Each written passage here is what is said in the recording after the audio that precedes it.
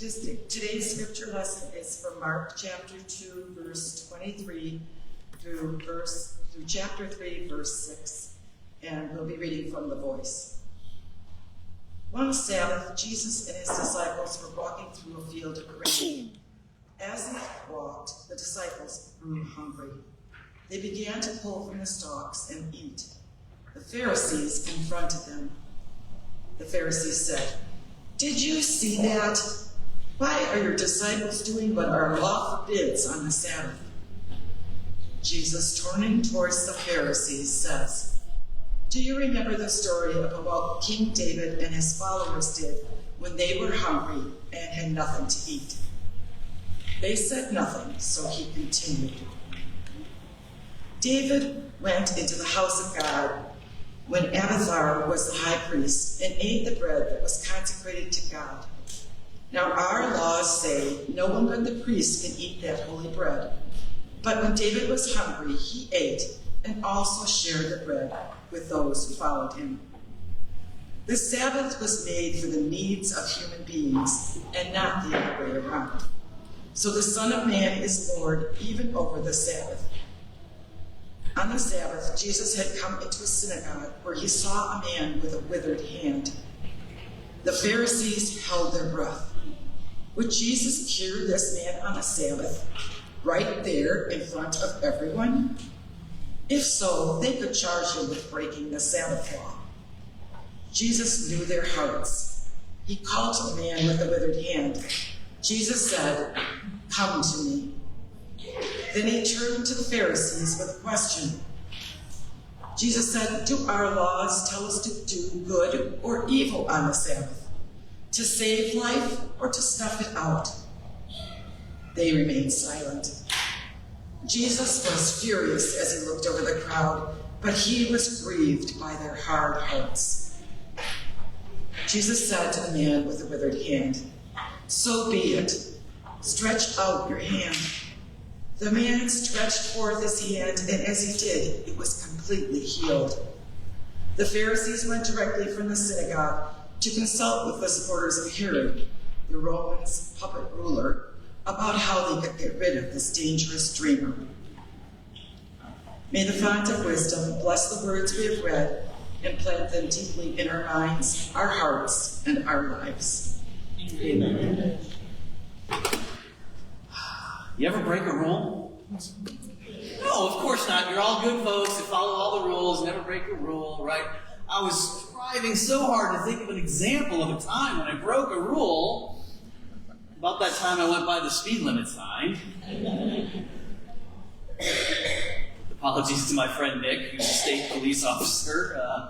Let's just say that my speedometer did not exactly match the sign there. Yeah. Allegedly. It's not like this is being recorded or anything. Sometimes a rule needs to be broken, though, doesn't it? I was thinking about that when I was in seminary, my first year of seminary, my friend Patrick and I, we, whatever resources we needed for whatever class it was, I don't honestly remember, but I remember that our library didn't have it. And so we had to go to the Wheaton Library. There's a seminary at Wheaton College, and we had to go there to get whatever resource it was. Now, this is the mid-'90s. I was only like a year removed from college. And remember, I went to Augustana, which is in the same conference as Wheaton College.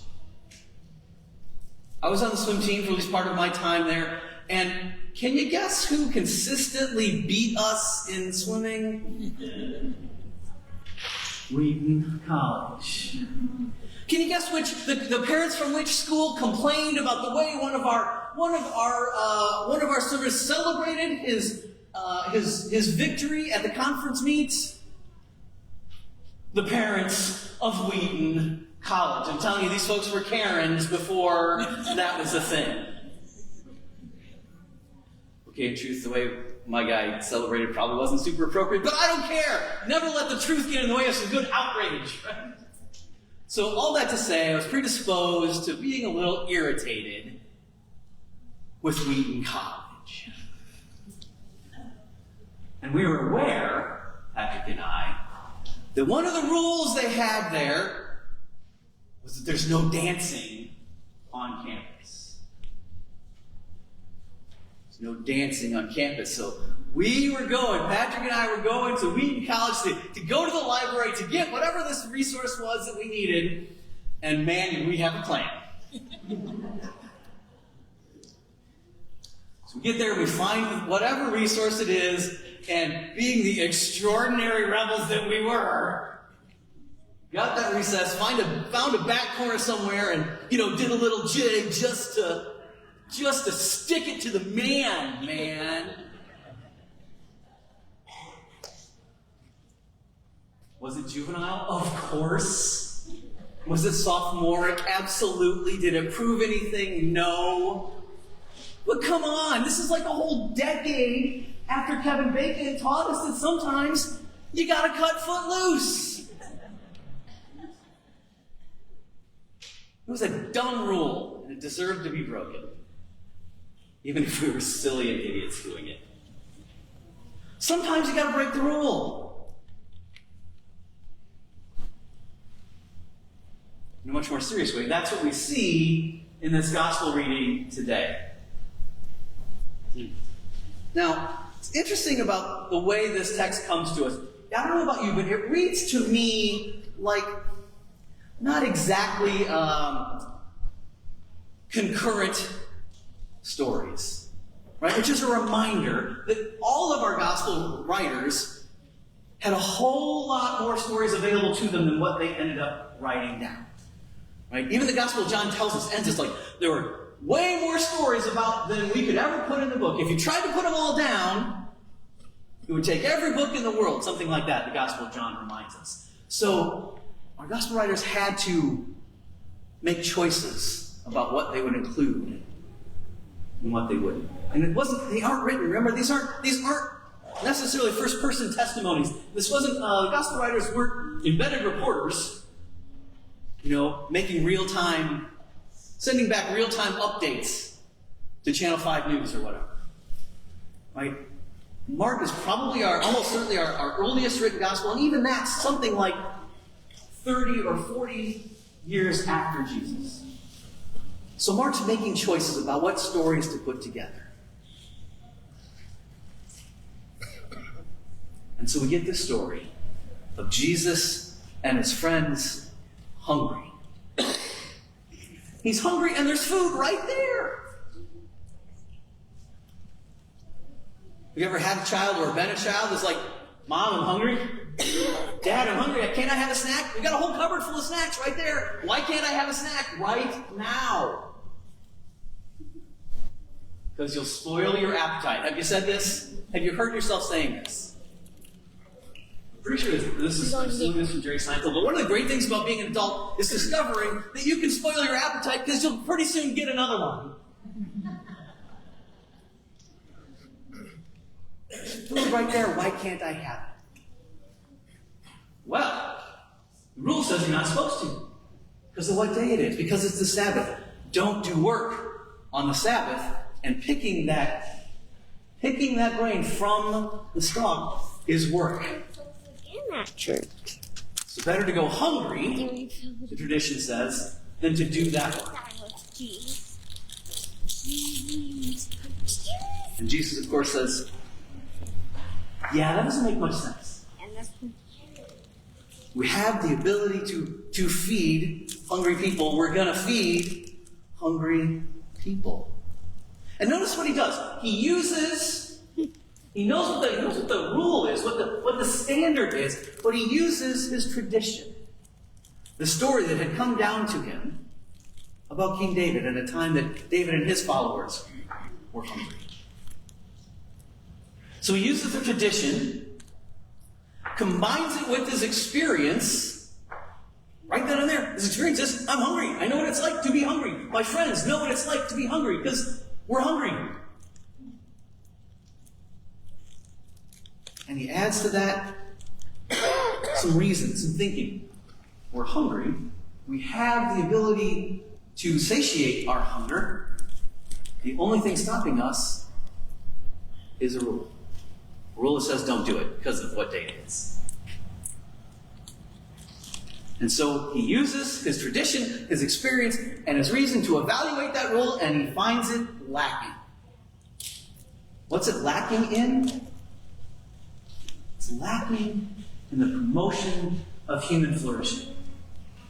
And ultimately, that's what the Sabbath rules were supposed to be about. They're supposed to be ways to encourage flourishing. And to help us have a healthy relationship with both work and rest. Now, I'm glad to say, as I'm sure all of you have experienced, at least in our day, in our culture, we have zero issues with our relationships to work and rest. Right? Nobody in this room has ever worked too much or slept too little. Right? I'm sure you all have not had any of those problems. No? You ever felt overworked? I know every single mom in this room has felt overworked. Have you ever felt rested? Of course. Sabbath is supposed to be a way to help us maintain our rhythms, healthy rhythms of work and rest. And yet, in Jesus' day, it had come to the point where, well, there's all these rules and what that means. And it's understandable. When you say, don't work on the Sabbath, a natural human reaction is to say to that, well, what does it mean to work? And so the Pharisees, now they get, they're often set up as the opponent of Jesus, but they were attempting to be faithful. They were attempting to answer that question, what does it mean to work? And so they came up with some rules. Some ways to help, just practical ideas about ways to help you know whether you're working or not. One of them was don't pick grain. You can imagine a scenario in which that was a really important thing. Because especially if you're essentially a sharecropper, if you're working somebody else's field and they come to you and say you need to work today, you might need the ability to say, no, this is Sabbath. This is a day when I rest. I don't work today. You can't make me work today. We know a little something about that, right? I mean, Labor Day's tomorrow. 130 years ago, when we first Labor Day became a federal holiday, time when we say to people that work really, it originated with us saying to people that work really hard, have a day off. Have a day off. In some ways, Jesus presages that, only kind of the other way. Like, no, I'm not doing work. I'm feeding people. We're encouraging, we're intending, we're maintaining human flourishing.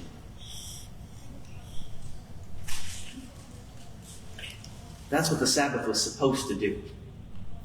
Now, I can imagine that Jesus feels a little bit like Bugs Bunny to the Pharisees. Here's what I mean. You remember those classic cartoons? The confrontation between Bugs and Yosemite Sam. Over and over again, right? Bugs will be like, I dare you to cross this line. And Sam, of course, will cross it. And Bugs will be, I dare you to cross this line.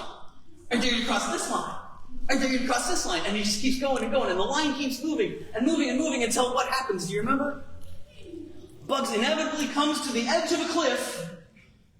Says, I dare you to cross this line, and Yosemite, Sam being as, unbowed as could be, he steps over that line and then falls off. Yeah, that was pretty good. Who did that? With the whistle. That was good. Thank you for that. I'm sure that's what, on some level, Pharisees felt like. If we start doing work, where does it stop? Eventually, we're falling off a cliff and all is chaos.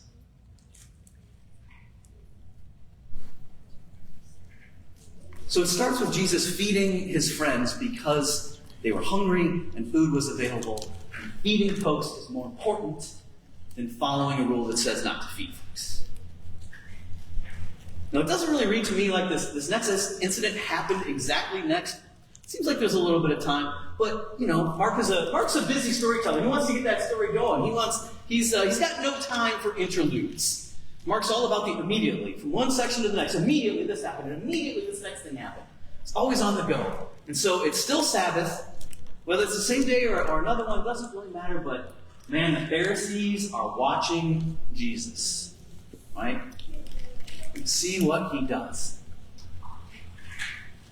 And I'm sure this is just my modern sensibilities talking, but when I read this, I see Jesus who's so close, to basically breaking the fourth wall here.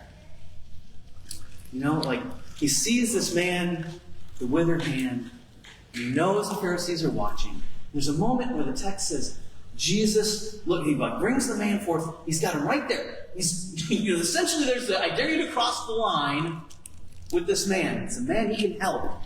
It's withered hand. And the withered hand isn't just an ableist thing. This is not just that this man wasn't fully whole physically. There's every chance that withered hand kept him from being able to work in that first century economy. And if he couldn't work, then perhaps he's not as welcome in the community.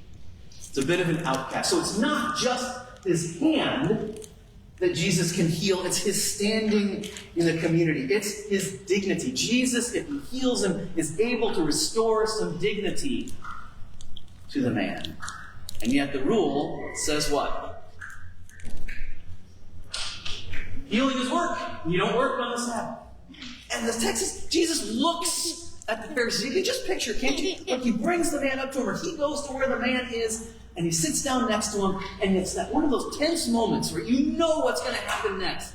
You just feel the tension in the room, and Jesus looks at the Pharisees. And I can only imagine, if it were film, it would be Jesus looking exactly straight into the camera, daring them to tell him different. Why? Because the rule of not healing is not more important than the opportunity to heal this person that needed healing. Healing promoted human flourishing. It would help this man restore his dignity.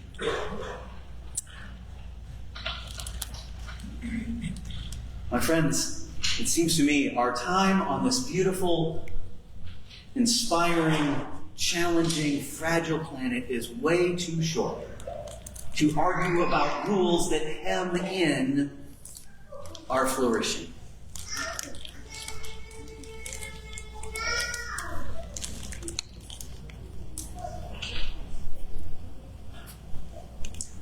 All week long, I've been wrestling. You ever let some, the kids say, you let somebody live rent free in your head? Kids.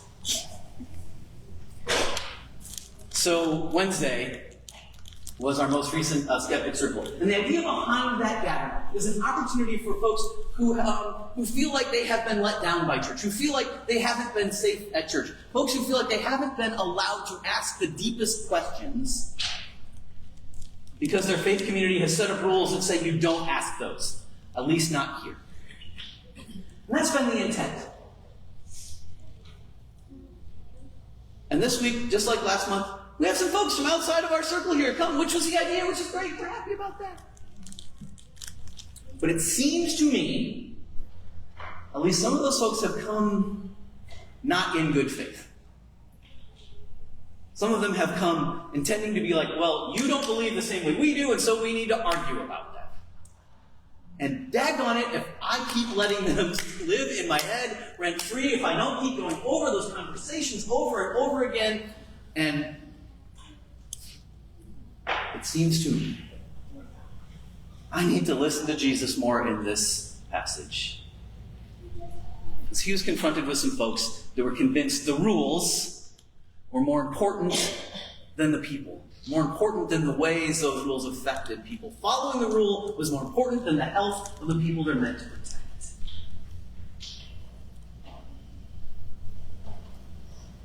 That's how it feels to me. My friends, if our understanding of what the Bible is and what it's for is hindering us from caring for people, is keeping us from loving our neighbors as we love ourselves, is keeping us from treating people the way we want to be treated, I'm convinced that's a moment we need to be like Jesus and cross that line. Break that rule, because the rule was meant to encourage flourishing, not to hem it in.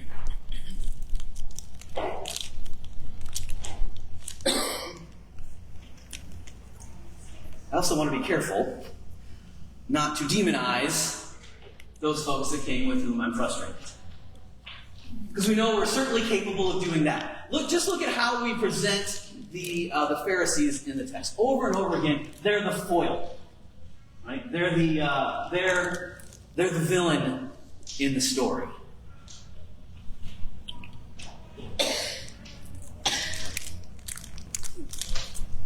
Perhaps we need to consider our sources about where we get those ideas about who the Pharisees are. I've said before from this space that I am the least handy man in America, so there's not a lot in my toolbox. Like the most important thing in my toolbox is a phone to call for help. About the only other thing I've got in my toolbox are books. Not because they help, do important things around the house. No, not that. But because these are the tools that I have to do the job that I've been given to do. And I don't know if you've ever read or heard about Thomas Cahill's series on the hinges of history, but I highly recommend it. They're, 20 years old now, probably. But this one especially about how the Irish saved civilization is how monasteries in Ireland were enough removed from what was going on in mainland Europe during the Dark Ages that they maintained, when all kinds of other records and libraries were being destroyed and burned and lost to history. Celtic Christianity in Ireland was able to hold on to that. They were enough removed from the wars, from the violence, that they held on to it. And in large part, we know the history, at least of European Christianity, and Western civilization because of the work that the Irish did to maintain it. There's an analogy there with the Pharisees. The Pharisees came along and maintained the Jewish faith in a time when the temple was destroyed, when synagogues weren't there yet. They were a hinge in history. So if we make it a habit to demonize them too fully, we're saying to our Jewish neighbors, your history doesn't matter. And that your heroes are our villains. So let's be careful about how we present the Pharisees and painting with too broad a brush.